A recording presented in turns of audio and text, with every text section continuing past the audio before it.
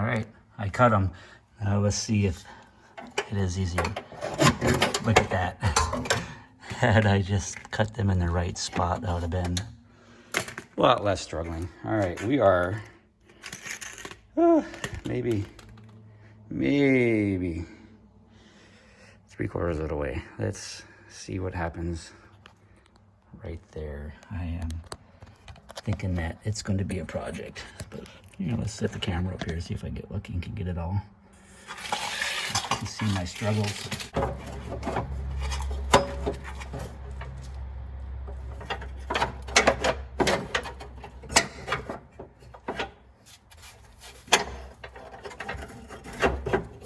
Well, I am under the impression that we are going to have several cuts. I am going to I'm going to cut right there so that we can just pull everything out. You know, if this thing is in several different pieces, I don't know what else to do, but at this point, I just want to get it done and running. But I tell you what, these were put on when they didn't have anything on the car. I can guarantee it. There's no way you can change these fuel lines without completely pulling the tank, the rear of the car off. So in my opinion, I'm getting to the point where, I don't know, I guess we'll see how it turns out once I cut the other fuel lines. But at this point, I'm thinking, yeah, find yourself some braided line, cut these ones right off, and just run braided line all the way back. You know, if you're doing it for a car show, take the ding at the car show. I don't know if it's worth it, unless you lift the body off this thing. Anyway, I'll keep on motoring along here and see how it turns out. All right, here we go. I snipped that one a little bit, so I should be bend it off.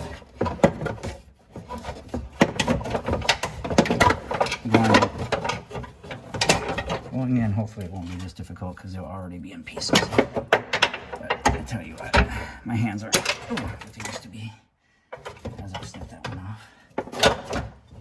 All right, I marked them so that hopefully I can put them back the same way. All right.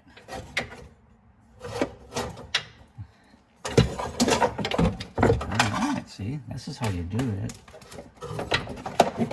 But I did have to struggle with it to make sure that I could put it back together.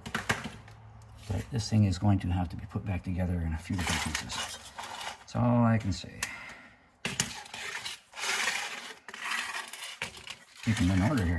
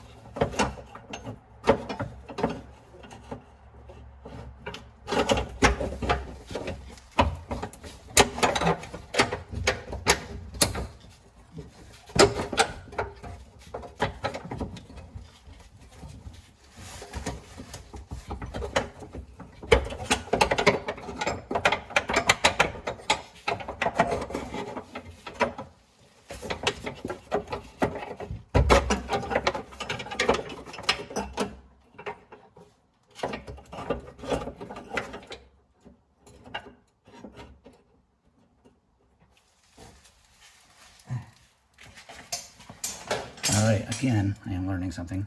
Instead of cutting them off there, I think I need to cut them off on the inside. Let me see.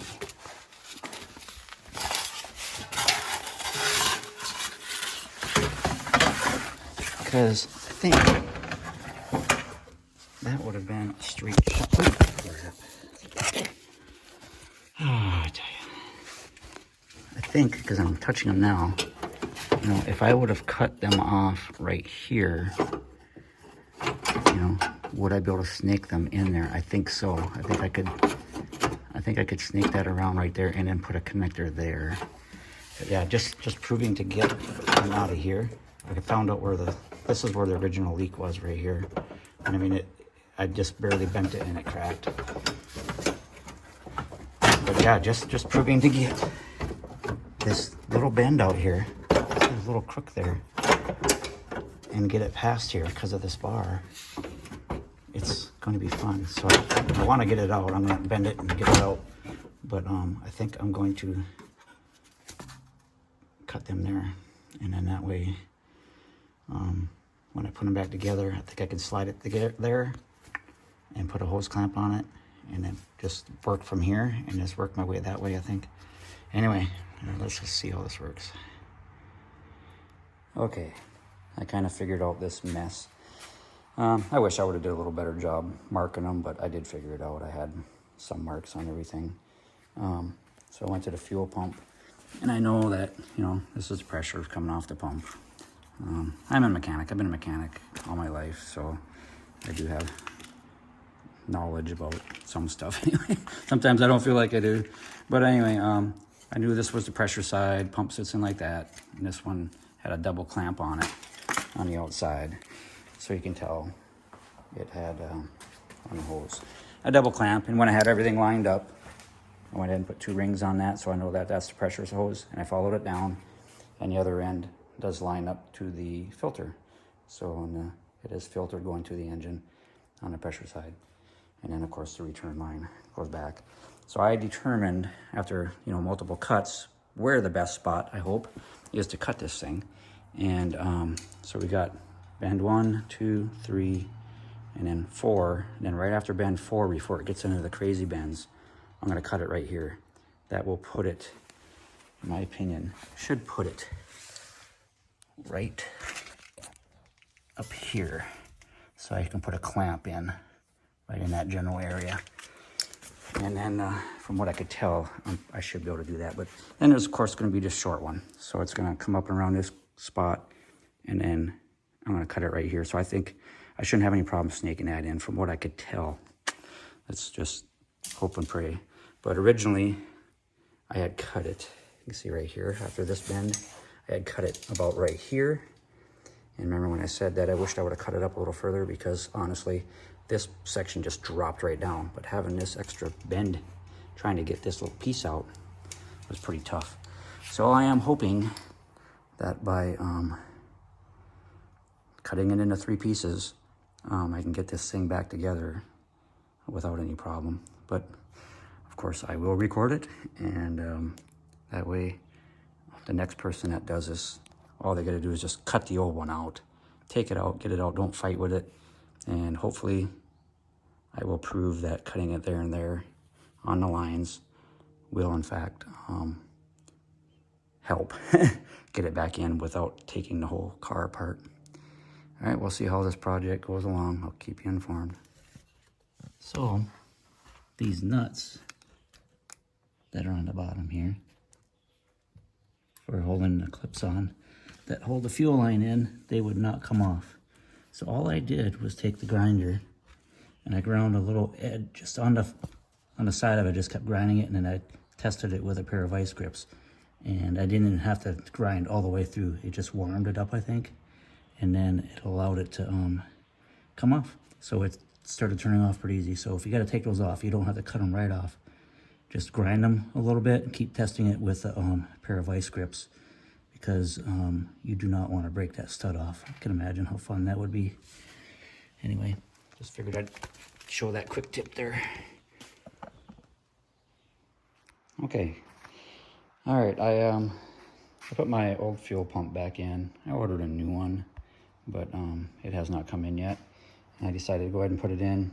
It was spraying fuel out of the cracks, so I know it at least was working. Then I can at least try and start this puppy. Anyway, I wanted it in place so that way I could put the lines up and hook them up. I think I'm gonna start from the back, and then probably put the lines on the front, and then put the middle piece in. Or just maybe work my way from the back put this little piece in, then put the front on. I guess that's what I'm gonna probably do. But anyway, I marked them all where I'm gonna cut them. So it comes up, and that's that one spot behind the wheel that looked like it was accessible. So I'm gonna cut both of them there and both of them right here. Originally in the video, when I did the first cut, it was like right here, but all this, getting that out from behind there, proved to be pretty difficult. So I ended up, the second cut I made right here, and I think that's what I'm gonna do. And then that way I only have to try and snake that little piece in.